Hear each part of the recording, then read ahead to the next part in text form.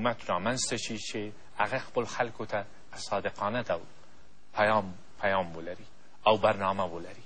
په داسې یو حالت کې مخالفین او موافقین، اوس افغانستان ویشل دا مخالفین دي د افغانستان خلک او دا موافقین دي، دا هم سمه خبره نه ده.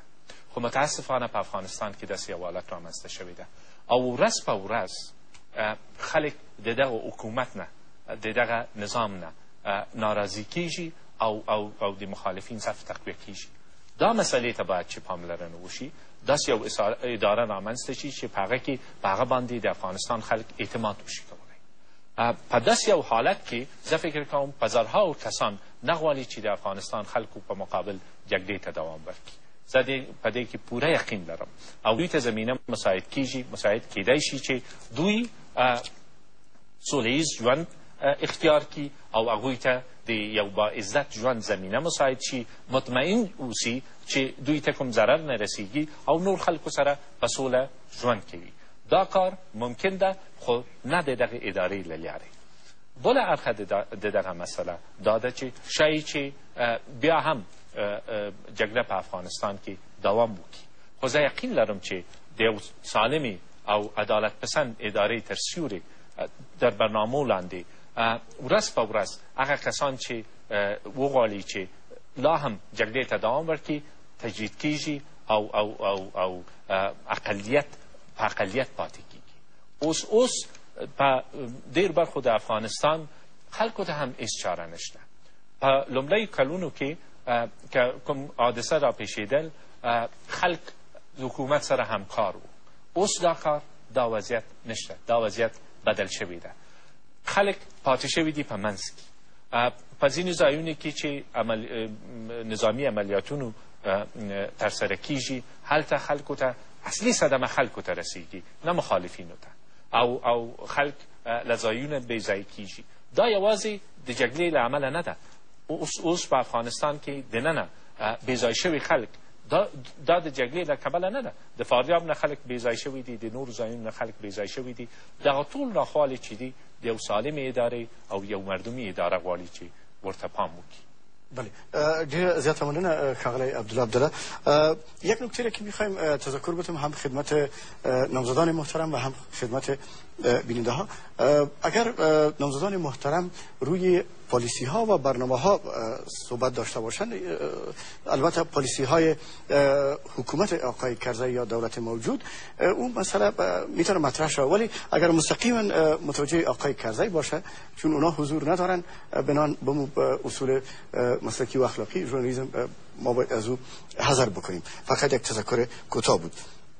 میخوایم یک بار دیگه از آقای دکتر اشرف غنی احمدزی بپرسیم که آقای دکتر شما چی فکر میکنین؟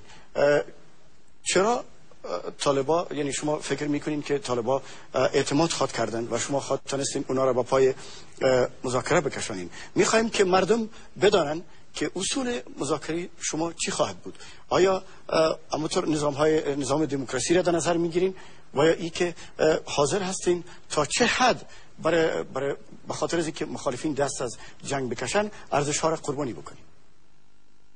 نظامی که من میخوایم نظام عادل است.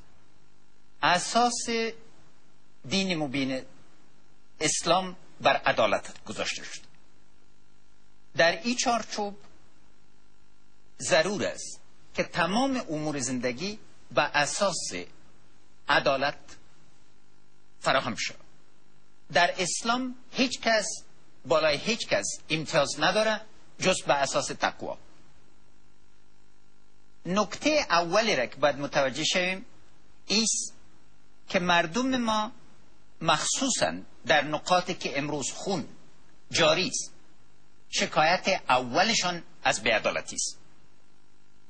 اینها بار بار تکرار کردند که افرادی را که قبل از آمدن حرکت طالبا و فجایع زیاد متهم بودند این نظام دوباره بر مردم وادار ساخت و حکومت‌های افراد حکومتی که در این جایا فرستاده شده بودند افراد نبودند که از تقوا حکایت کنند و یا نمایندگی کنند.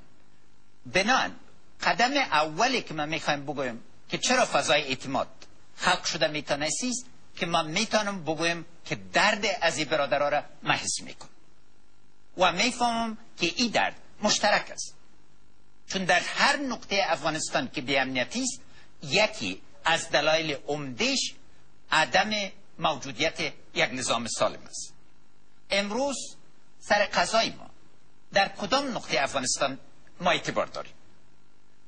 وقتی که دو برادر جایداد را که 100 سال در فامیلشان موجود بوده ترکه میکنن، در یک ولایت نزدیک کابل قاضی صاحب از پیشان $8,000 میخواد، غیر از او ترکه را انجام نمیده و در نکات دیگه این فساد به اوج رسیده که همه شامل هستند.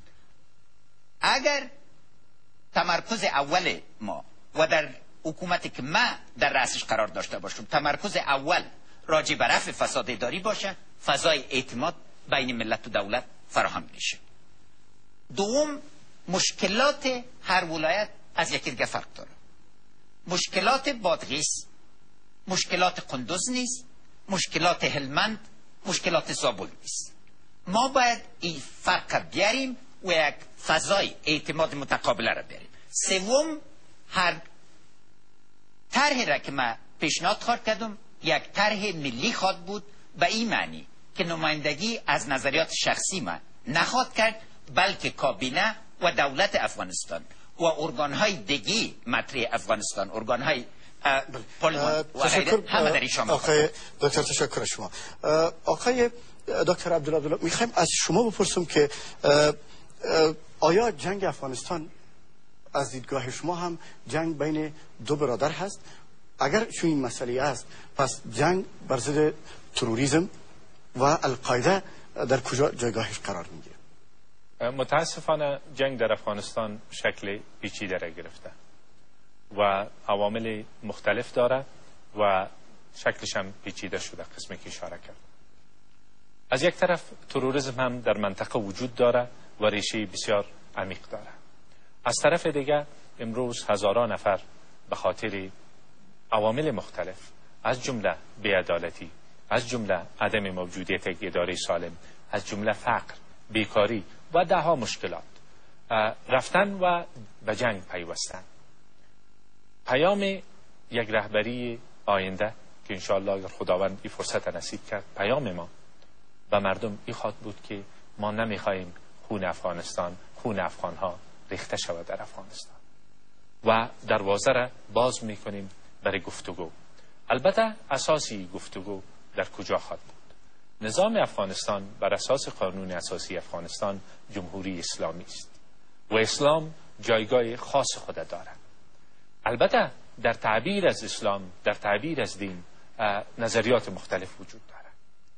با احترام به نظریات همدیگر، کسایی که بخواهند در چارچوب نظام جمهوری اسلامی صاحب نظریات متفاوت بیان و زندگی صلح‌آمیز اختیار بکنن، با احترام به نظریاتشان باید زمینه سازی برشان صورت بگیرد و زمینه سازی زندگی با عزت برشان صورت بگیرد. امی که یک آینده روشن در اختیار مردم گذاشته میشه، امروز یک تعداد زیاد مردم به این خاطر به جنگ ادامه میتن که ادامه وضعیت موجود هم قبول نداره، ادامه یک نظامی را که در او فساد اداری به اوجش رسیده، به نظر همه مردم افغانستان و به حکم همه نهادهای بین المللی، یک نظامی که عدالت تأمین کرده نمیتونه، در برابر از این هم یک تعداد مردم قیام کرده. از بین بردن این حالت به یک فضای نو، به یک تغییر و به یک امید تازه ضرورت داره که انشاءالله در نتیجه یک انتخابات آزاد و عادلانه ای به میان بیاید. وقتی که یک رهبر مشروعیت از رأی مردم بگیره، امروز شما میدانید که در فضایی هستیم که متاسفانه مشروعیت حکومت بنابر حکم قانون اساسی زیر سوال است. آقای دکتر عبدالله، با معذرت که ما شما حرفتان قطع میکنم، یک پرسشی که در اذهان مردم وجود داره، آیا از علت فقر، بیکاری دارن مخالفان دولت دست به حملات انتحاری میزنن به باور شما؟